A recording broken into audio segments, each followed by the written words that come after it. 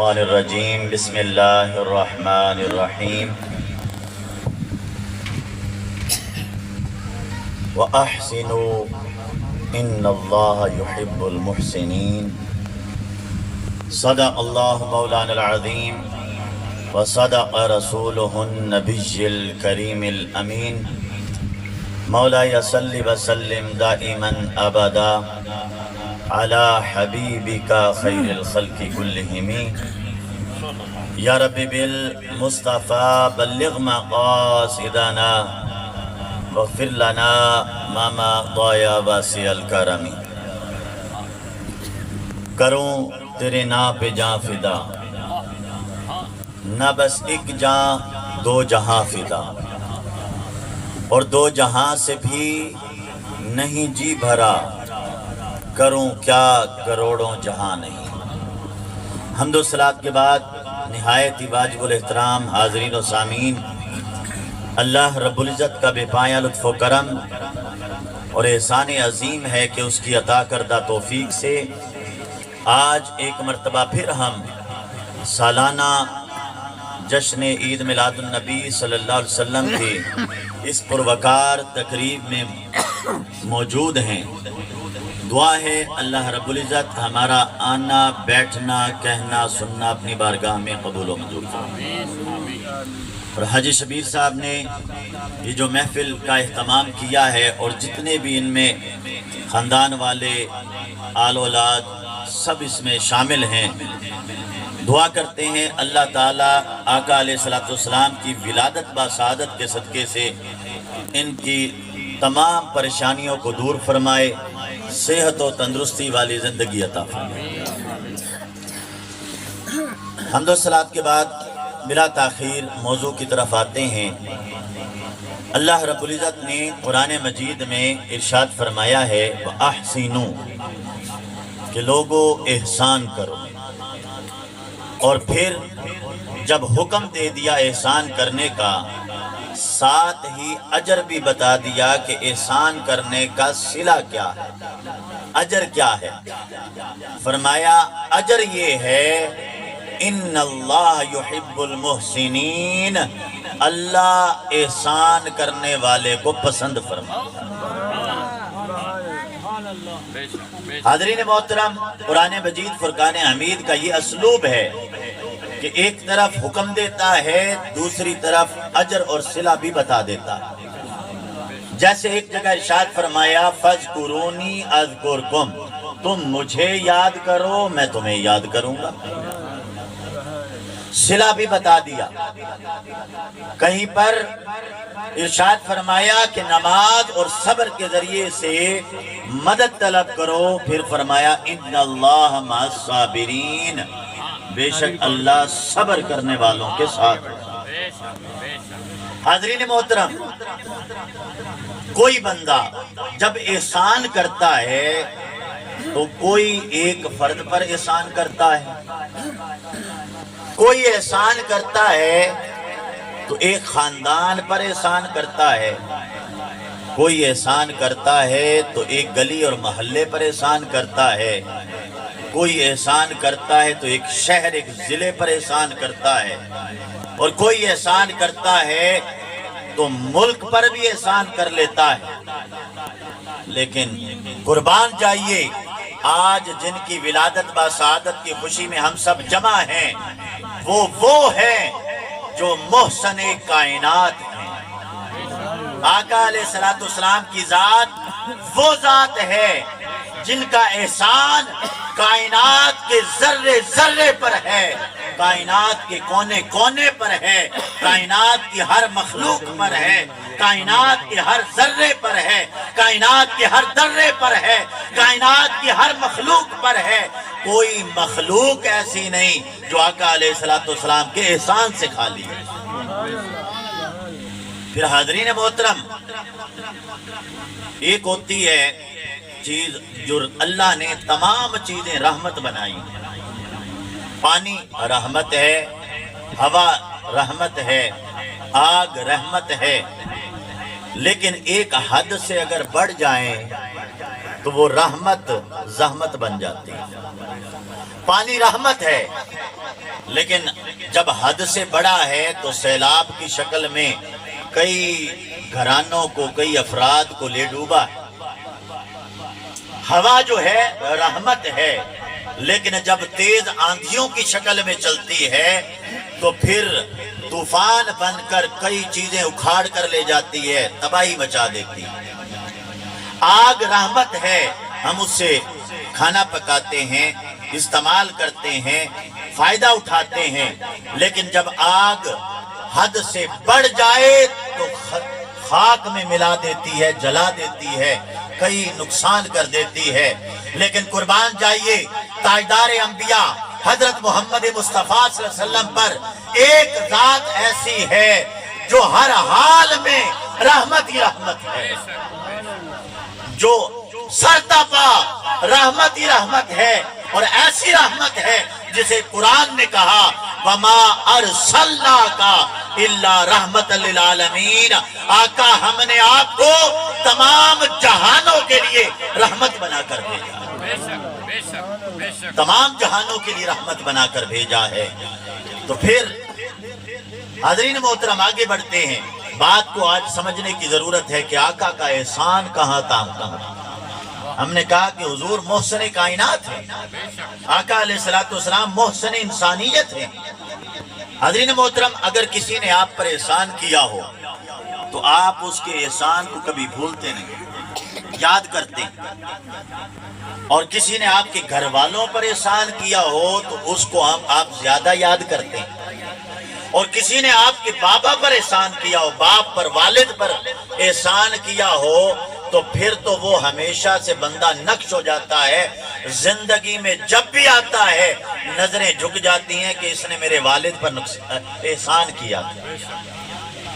تو آقا علیہ السلام کا احسان بھی ہمارے بابا پر بھی ہے، ہماری اماں پر بھی ہے، اور وہ بابا کون ہے؟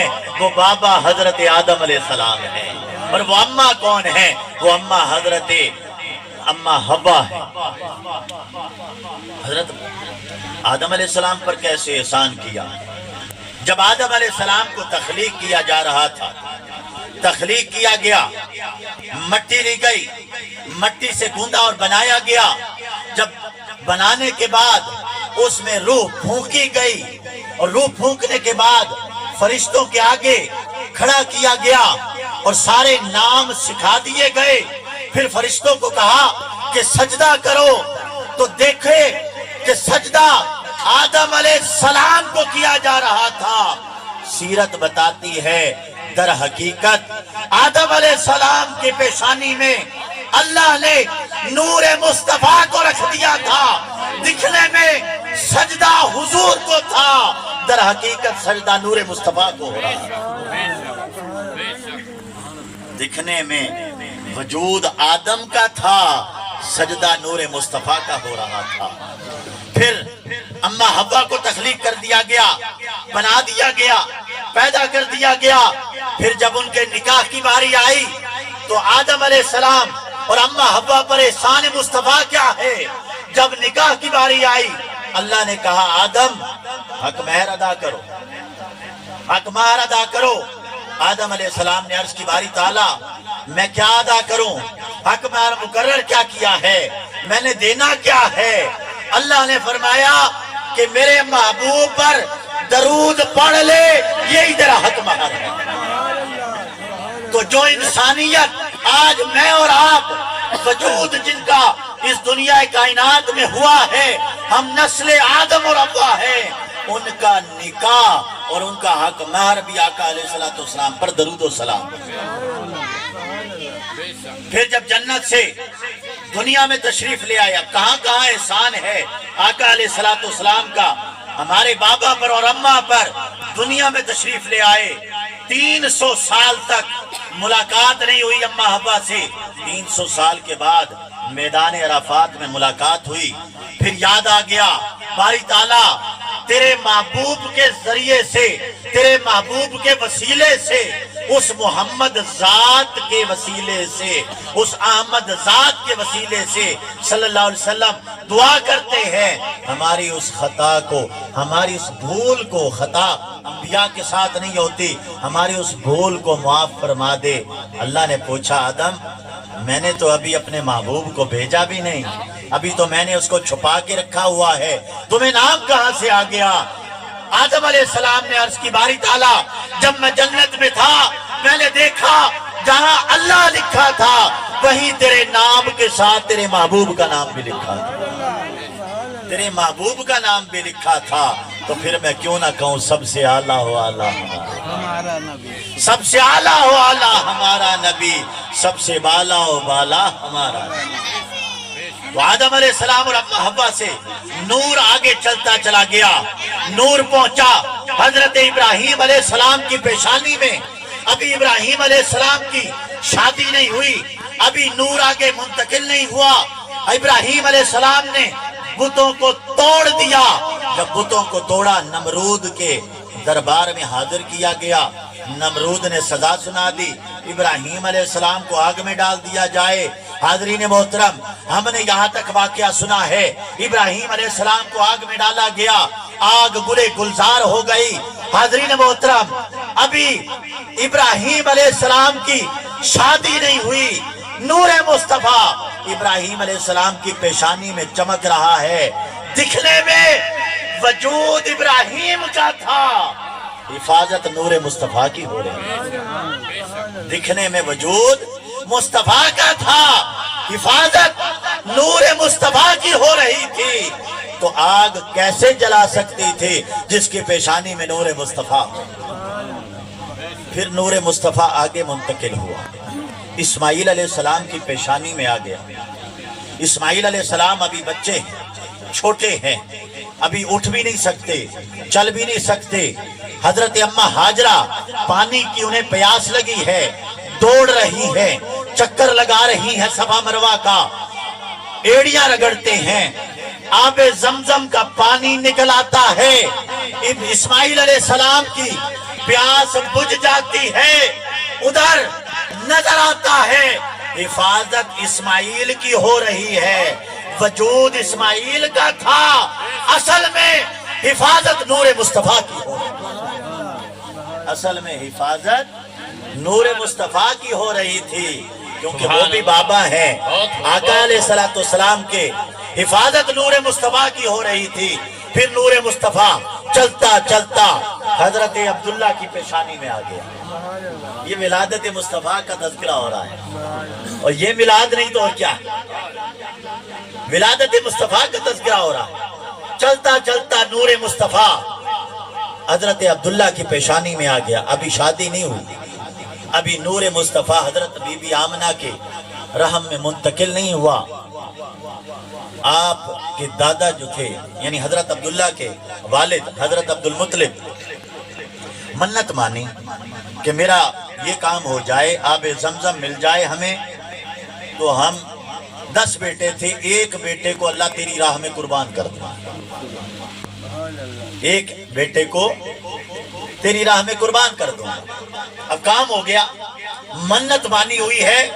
حضرت عبدالمطلب نے کہا بیٹے تو سارے مجھے پیارے ہیں، کیا کیا جائے، کس کو قربان کیا جائے؟ قرآن دازی ہوئی، پرچیاں ڈالی گئیں، جب پرچے نکالی تو حضرت عبداللہ کا نام نکل آیا، حضرت عبداللہ کا نام نکل آیا۔ اب بہنیں آ گئیں سامنے، بھائی آ گئے، سب سے چھوٹا ہے، نہیں نہیں نہیں عبداللہ کو نہیں قربان ہونے دیں گے، عبداللہ کو نہیں قربان ہونے دیں گے، کوئی اور حل نکالیں۔ بہنیں کہہ رہی ہیں نہیں کسی اور کو قربان کریں، کوئی اور حل نکالیں۔ بھائی کہہ رہے ہیں ہمیں قربان کر دیں، عبداللہ کو چھوڑ دیں، ہمارا چھوٹا بھائی ہے۔ حضرت عبدالمطلب کہہ رہے ہیں نہیں نہیں فیصلہ ہو گیا ہے، بیٹے میرے سارے ہی مجھے پیارے ہیں، لیکن قرآن دازی میں نام ان کا نکلا ہے۔ پھر پوچھا گیا نہیں کوئی اور حل نکالیں، مشورہ لیا گیا، عالم سے پوچھا، اور جو اس وقت کے کتاب کے عالم تھے تورات اور انجیل کے، ان سے پوچھا گیا کیا کیا جائے، تو انہوں نے کہا کہ 10 اونٹ ایک پرچی پر لکھتے ہیں اور ایک پرچی پر حضرت عبداللہ کا نام لکھتے ہیں. اگر 10 اونٹ کی پرچی نکل آئی تو ان کا فدیہ ادا ہو جائے گا. کیا ادا ہو جائے گا؟ فدیہ ادا ہو جائے گا. اس انداز سے، اس اینگل سے کبھی میلاد آپ نے سوچا نہیں ہوگا کہ جہاں جہاں نور مصطفیٰ چلتا آیا ہے اللہ رب العزت ان نفوس کی حفاظت بھی کرتا چلا آیا.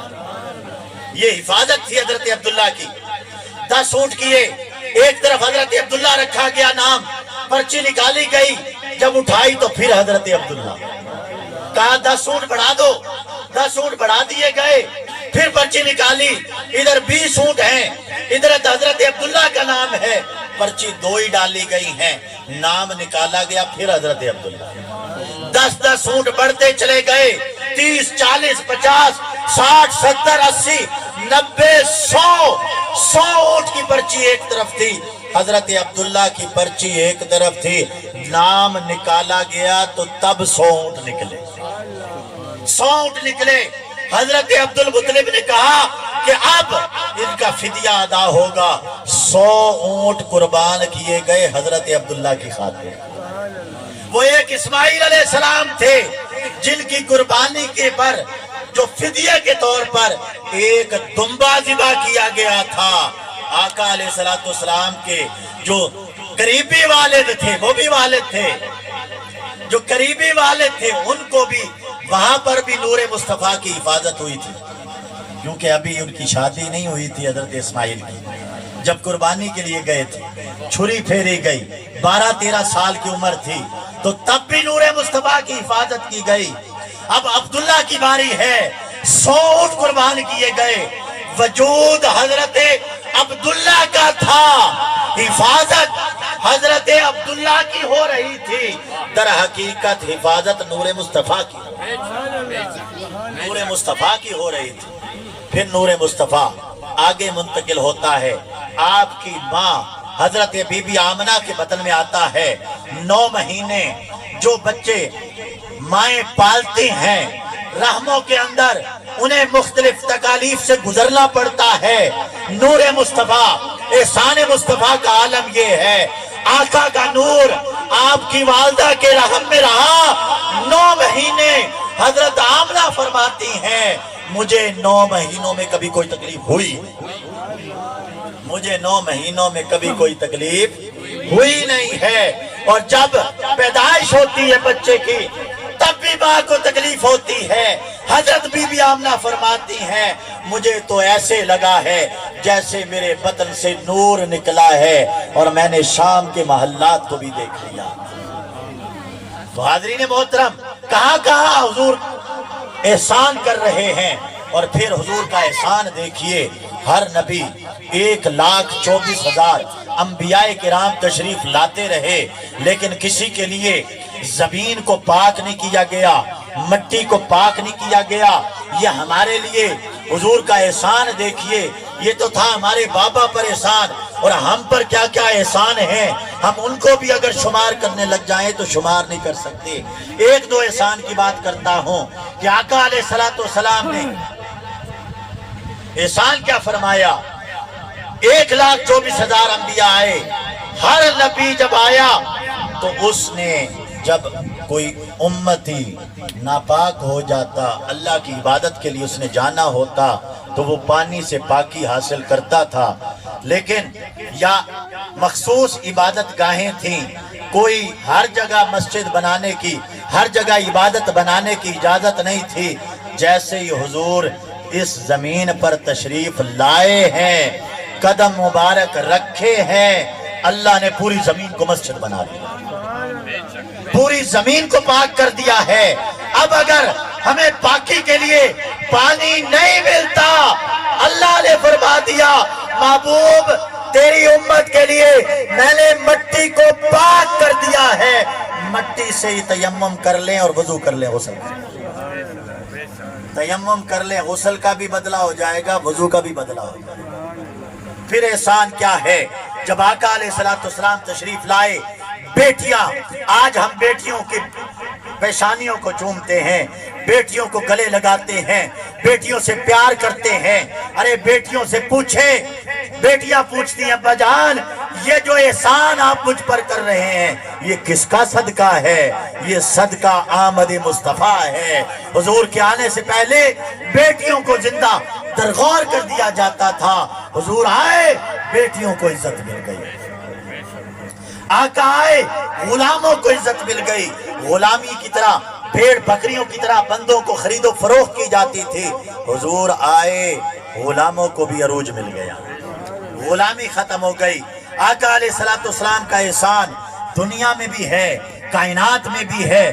پھر بندہ جب قبر میں جائے گا، قبر میں جائے گا تو قبر میں بھی حضور کا احسان ہوگا یا نہیں ہوگا؟ قبر میں بھی حضور کا احسان ہوگا۔ جب عاشق مصطفیٰ اور جو حضور کا دیوانہ ہوگا، جو ہر لمحہ سالہ سال آقا پر درود پڑھتا ہوگا، جو حضور کے گن گاتا ہوگا، جو حضور کی محافل میں آتا ہوگا، جو حضور کے میلاد کا تذکرہ کرتا ہوگا، جب قبر میں جائے گا فرشتے پوچھیں گے بتا ان ہستی کے بارے میں کیا کہتا تھا، وہ بتانے لگے گا، حضور کہیں گے اس سے نہ پوچھو، مجھ سے پوچھو یہ کیا کہا کرتا، مجھ سے پوچھو یہ کیا کہا کرتا تھا۔ تو احسان قبر میں بھی ہوگا، پھر احسان میدان حشر میں بھی ہوگا۔ قیامت والے دن جب سب اٹھیں گے، ہر امت، ہر نبی کی امتیں اپنے اپنے نبیوں کے پاس بھی جائیں گی، ساری امتیں اکٹھی ہو کے بھی نبیوں کے پاس جائیں گی۔ پہلے آدم کے پاس جائیں گی، آدم علیہ السلام کہیں گے نہیں نہیں آج میں نہیں بات کر سکتا اللہ سے، آگے جاؤ۔ نوح علیہ السلام کے پاس آئیں گے، نوح علیہ السلام کہیں گے نہیں نہیں آج میں نہیں کر سکتا، آگے جاؤ۔ شیش علیہ السلام، نوح علیہ السلام، ابراہیم علیہ السلام، موسیٰ علیہ السلام، اسحاق علیہ السلام، یعقوب علیہ السلام، یوسف علیہ السلام، یونس علیہ السلام، ادریس علیہ السلام، زکریا علیہ السلام، یحییٰ علیہ السلام، موسیٰ علیہ السلام، عیسیٰ علیہ السلام، سارے نبیوں سے ہوتے ہوتے آخر میں حضور کے پاس آ جائے گی۔ دیکھیں نا 12 ربیع الاول کو جلوس نکالے تھے، جلوس نکالے، ہر گلی سے جلوس نکلا۔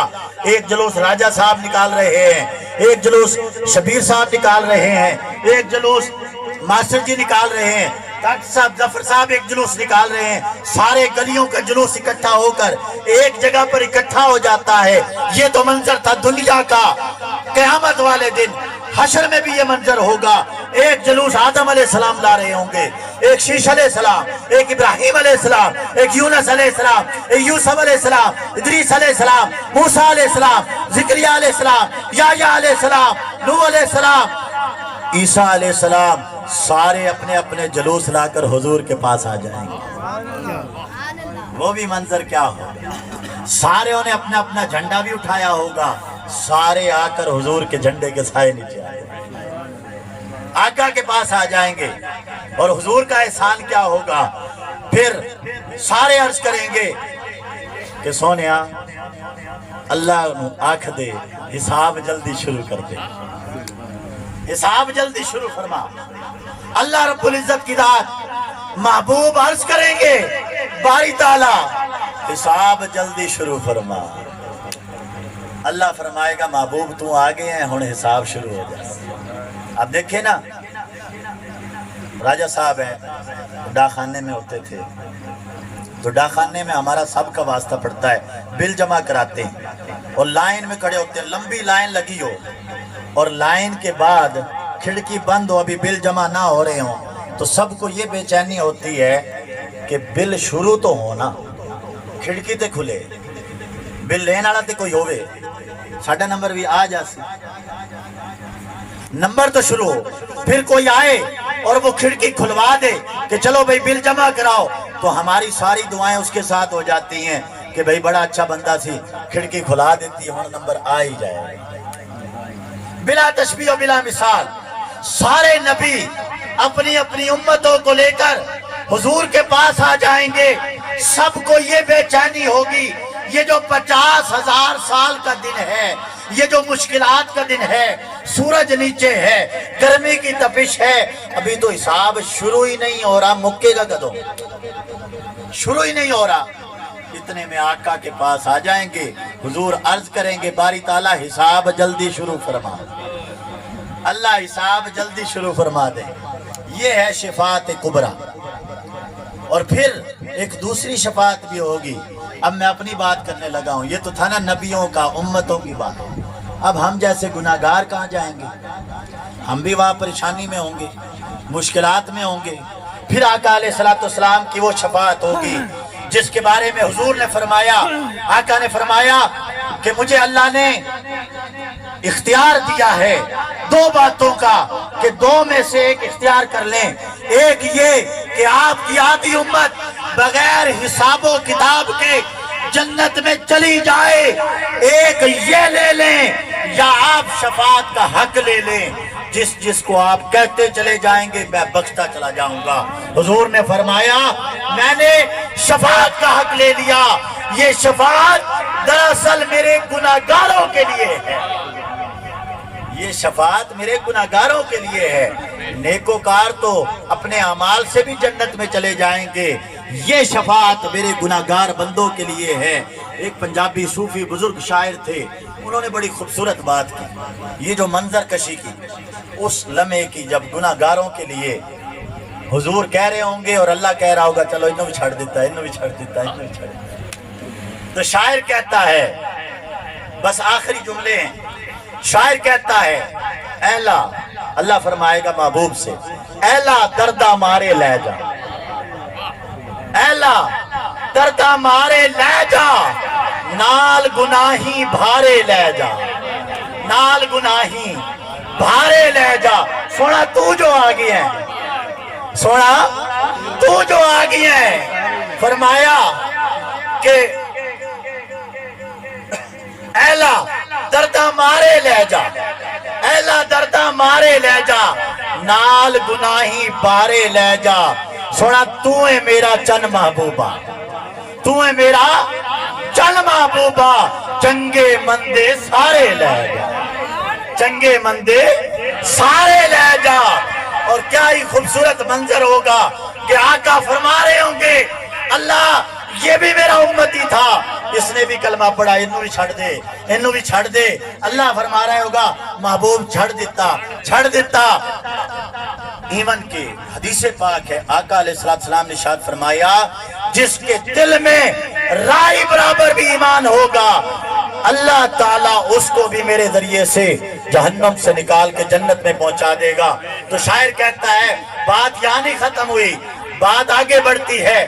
اللہ فرماتا ہے سونیا مگے سونیا پھڈے سارے، مگے سونیا پھڈے سارے، مگے سونیا پھڈے سارے، دوزخ وچوں کڈے سارے، دوزخ وچوں کڈے سارے۔ تو ہے میرا چن محبوب، رب نے آکھیا اپنے محبوب نو دوزخ وچوں کڈے سارے، رب نے آکھیا ہون تے خوش ہے، رب نے آکھیا ہون تے خوش ہے، تیرے منہ چھڈے سارے، تیرے منہ چھڈے سارے۔ حاضرین محترم، آقا علیہ السلام کائنات میں ہر جگہ ہر شے کے محسن ہیں، اور اللہ کا وعدہ کیا ہے اسی آیت کی طرف آئیں، ان اللہ یحب المحسنین، اللہ احسان کرنے والوں کو پسند فرماتا ہے۔ تو جو دنیا میں چھوٹا موٹا احسان کرے اس کو تو اللہ پسند فرمائے، پھر آقا جو ہیں محسن کائنات ہیں، محسن انسانیت ہیں، محسن میدان حشر ہیں، محسن قبر ہیں، تو ہر جگہ جب حضور محسن کائنات ہیں تو پھر وہ اللہ کے محبوب ہوں گے یا نہیں ہوں گے؟ تو پھر اللہ کے محبوب بننے کے حقدار بھی وہی ہیں۔